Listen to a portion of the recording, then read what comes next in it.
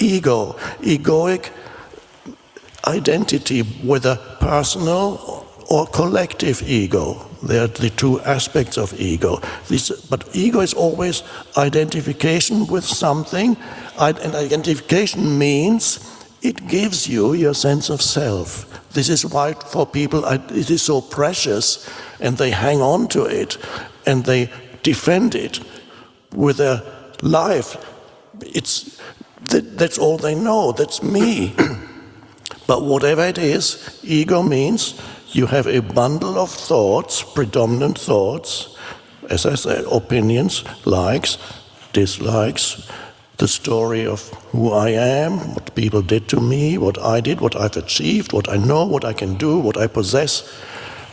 And these are all really thought forms, and they give you your sense of self. It's very normal, and you cannot stop a child from developing that kind of identity. It's a normal progression. As you begin to awaken, you begin to see in yourself that you carry an ego. You might see, for example, that you become defensive or when somebody disagrees with your opinions. You can even have an ego around the city you live in, the team, sports team that you identify with. These are rudimentary ego forms. If you have little else, a huge part of their identity can be your football team. And then the others are your enemies who identify with another football team. And then you fight it out on Sunday afternoons. So you have different manifestations of ego, but it's ego. It's a sense of self. You can have a spiritual ego.